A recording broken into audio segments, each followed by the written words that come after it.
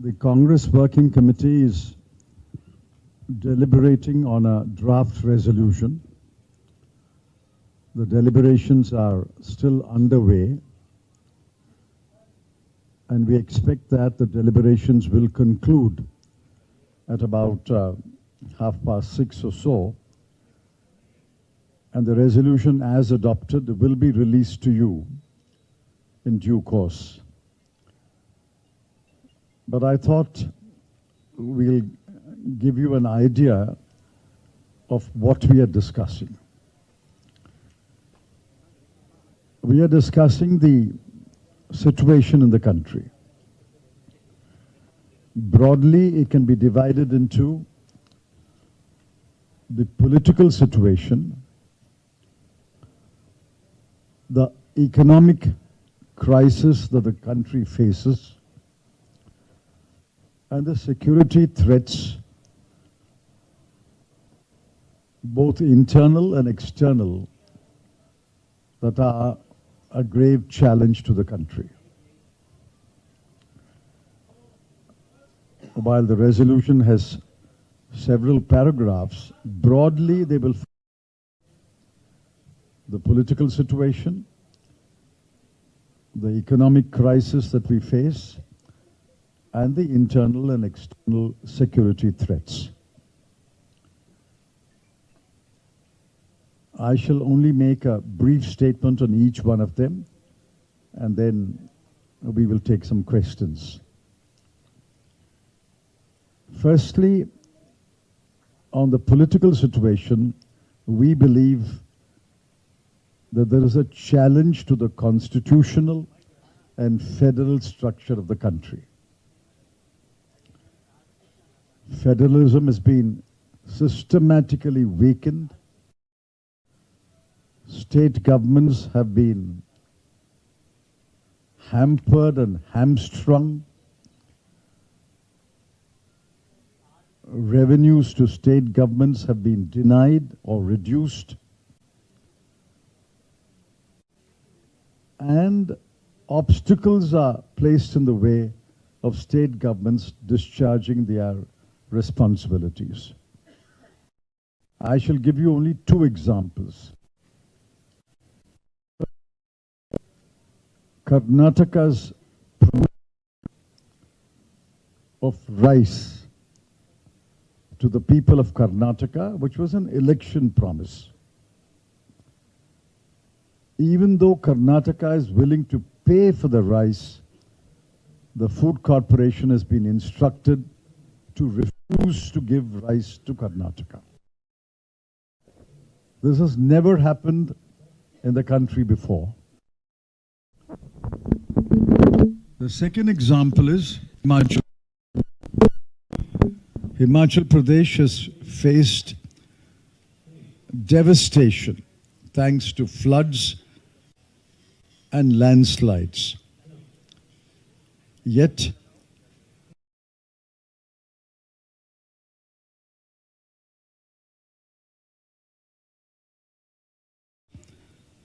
that funds are being denied to Himachal Pradesh, especially disaster relief funds. Now, even a child will know why obstacles are being placed in the way of Karnataka and Himachal Pradesh. It is only because the BJP lost the election in these two states. There are other challenges. Firstly, in Manipur, since the 5th of May, Manipur has been burning. Since the 5th of May, we have had June, July, August, September, and then we are into September another week. We are today, I think, in about 157th day. The Prime Minister has found the time to visit several countries, to make a quick dash to attend the ASEAN summit and then come back for the G8.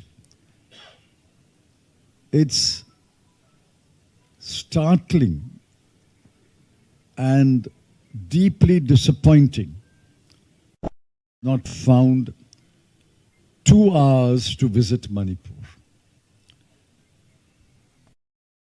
Minister's aircraft will take him to Manipur in about 2 hours,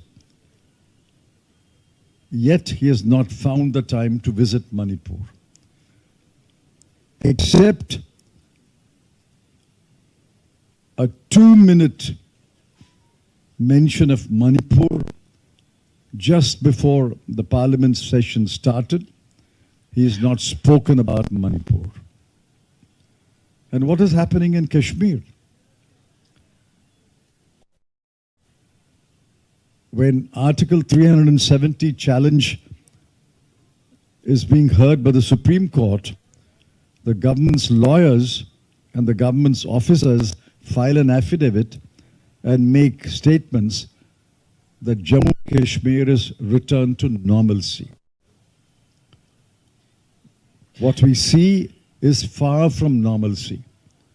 3 days ago, a colonel, a major, a DSP, and a rifleman were killed by terrorists. And the next day, the government, the cabinet, and headquarters celebrate G20, even while Kashmir is in mourning. And again, more security forces were killed. Certainly, Kashmir is nowhere near normal. Manipur is nowhere near normal. Yet the Prime Minister does not speak about it. There's a comprehensive failure of the Prime Minister and the Home Minister. I can multiply the examples of the deteriorating political situation, but I shall leave it there. Now we come to the economic situation. Inflation. The best test of inflation is whether the Reserve Bank of India will increase interest rates or maintain interest rates or reduce interest rates. For several months now, the Reserve Bank increased the interest rate, pointing to racing inflation. It has held the interest rate, but there is every indication that it will raise the interest rate again because inflation, especially retail inflation, is on many commodities either near double digit or cross double digit. Food inflation is over 10%.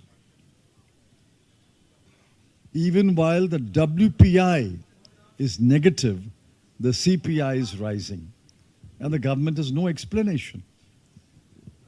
The government does not explain this phenomenon that the wholesale price index is falling, but the retail prices are rising. Unemployment, close to 8.5%. Exports, for the 7th month running, year on year, monthly exports have declined. In China, it has declined for 4 successive months. In India, it has declined for 7 successive months.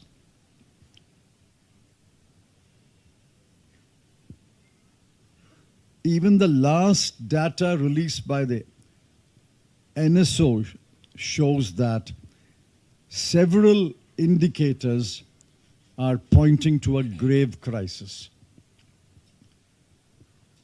One learned professor in a study has pointed out that the first quarter growth rates are suspect,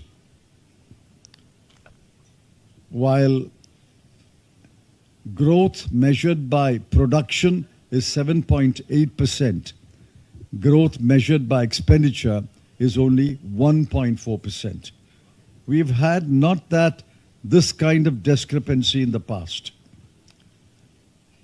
So he has questioned the 7.8%, and government has come up with a lame defense yesterday, which is reported by the media.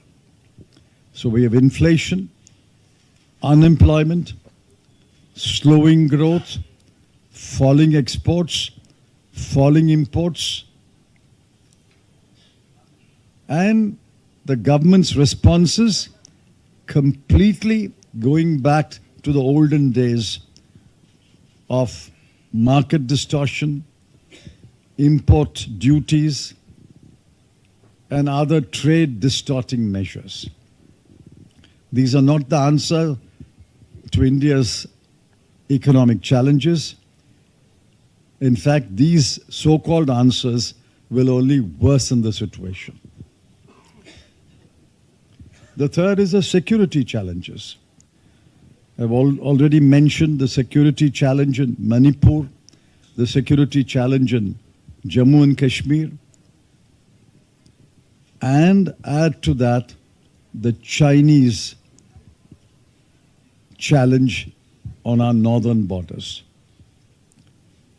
The Chinese are standing firm in their position despite numerous talks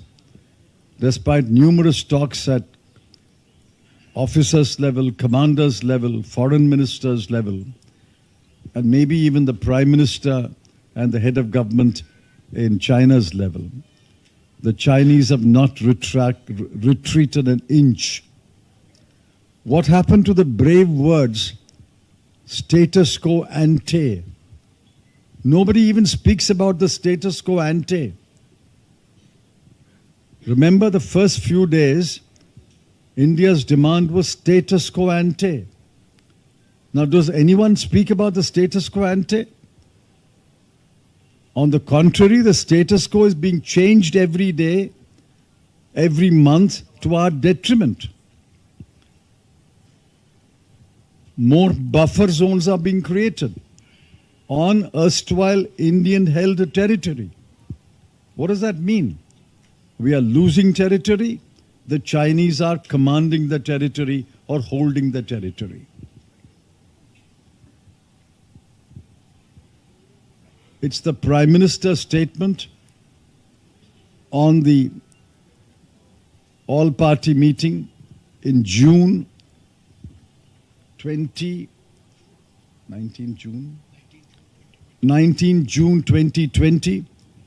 that no foreign troop is in Indian territory and nobody is intruded in Indian territory. That is a statement which has encouraged China to continue its stubborn position of not retreating an inch. Therefore, we are all concerned about it. The Congress Working Committee is deliberating on these matters, and we will have a resolution shortly. And I think now we will open the floor for a few quick questions. If there are questions, will be answered by one of us. The floor is open for questions. इसके पहले मैं बता दूं कि Congress working committee में 3 और प्रस्ताव पारित हुए हैं। अभी तो ये मेन प्रस्ताव पर चर्चा चल रहा है, पर इस बीच 3 प्रस्ताव पारित हुए हैं। पहला शोक प्रस्ताव था केरला के पूर्व मुख्यमंत्री उमन चैंडी जी के देहांत पर। दूसरा शोक प्रस्ताव था मणिपुर में जो हिंसा हुई है, लाखों लोग विस्थापित हुए हैं, 200 या 300 लोग मारे भी गए हैं और अभी भी हिंसा चल रहा है अलग अलग जिले में, मणिपुर में। उस पर एक शोक प्रस्ताव पारित हुआ है। और तीसरा प्रस्ताव शोक प्रस्ताव है जो हिमाचल प्रदेश में आपदा के वजह से लोगों की जान गए हैं, प्रॉपर्टी का नुकसान हुआ है और लाखों लोग विस्थापित हुए हैं। और इस प्रस्ताव में ये भी मांग की गई है कांग्रेस वर्किंग कमेटी की ओर से कि प्रधानमंत्री और उनकी सरकार जो आपदा हिमाचल प्रदेश को भुगतना पड़ा है उसको राष्ट्रीय आपदा घोषित किया जाए, ताकि जो सहायता सरकार से मिलना है वो सही पर्याप्त मात्रा में मिलेगा। अब तक नहीं मिला है, पर हम उम्मीद करते हैं कि प्रधानमंत्री कांग्रेस वर्किंग कमेटी की जो मांग है कि ये नेशनल डिजास्टर, ये नेचुरल डिजास्टर तो है पर ये नेशनल डिजास्टर भी है, ये प्राकृतिक आपदा है पर ये राष्ट्रीय आपदा है, ताकि केंद्र सरकार की ओर से जो राहत और सहायता मिलनी चाहिए हिमाचल प्रदेश को वो पर्याप्त मात्रा में मिले।